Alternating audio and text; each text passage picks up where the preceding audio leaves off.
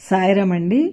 శ్రీ శివసాయి సేవాపీఠం వారి ఆధ్వర్యంలో ప్రతి గురువారము చేస్తున్న అన్నదాన కార్యక్రమ వీడియోలలో 164వ గురువారం అంటే మార్చి 20వ తారీఖు చేసిన అన్నదాన కార్యక్రమం గురించి మాట్లాడుకుందామండి. ఈ వీడియోని మీరందరూ చివరి వరకు చూస్తేనే కదా ఈ అన్నదాన కార్యక్రమం జరుగుతున్న విధానం మీ అందరికీ తెలుస్తుంది. మా మనవరాలు పుట్టినరోజు అని ఇన్ని ఫుడ్ ఐటమ్స్ మరియు ఫ్రూట్స్ మొక్కలతో పెట్టిన ఈ భోజనాలలో జనాల తాకిడి చాలా ఎక్కువగా ఉంది. ఈ రోజు ఇంతమంది వస్తారని మేమెవరూ ఊహించలేదు.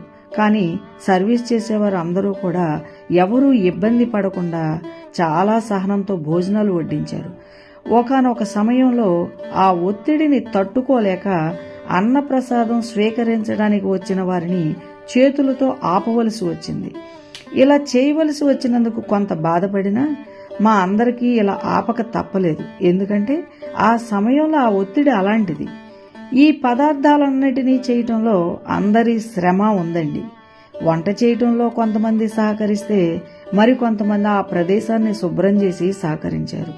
మరికొంతమంది భోజనపు బల్లలో చేరవేయడంలో సహకరిస్తే మరికొంతమంది ఫ్రూట్స్ అన్ని కట్ చేసి సహకరించారు. ఇంకొందరు ఈ పదార్థాలన్నింటినీ టేబుల్స్ మీదకు వరుస క్రమంలో పెడుతుంటే మరికొంతమంది బాబావారిని పూజకు మరియు హారతికి సిద్ధం చేయడంలో సహకరించారు.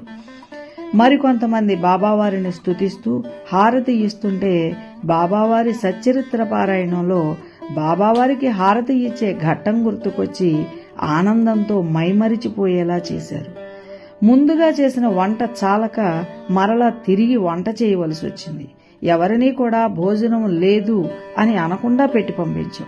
కానీ కొద్దిగా బాధపడే విషయం ఏంటంటే ఈ ఎండవేడిని ఈ ఒత్తిడిని తట్టుకోలేక అన్నప్రసాదాన్ని స్వీకరించడానికి వచ్చిన వారిలో ఒకరు కళ్ళు తిరిగి పడిపోతే ఎదురింటి వారు వారి ఇంటిలోకి తీసుకువెళ్లి చల్లటి గాలి వచ్చేలా ఏసీ వేసి వారు తేరుకునేలా చేసి సహకరించారు.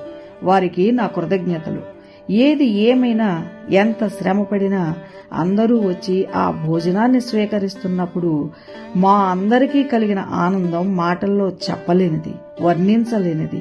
మా అందరికీ బాబాగారు ఇచ్చిన ఈ అవకాశం మా అదృష్టమనే చెప్పాలి. జై సాయిరాం.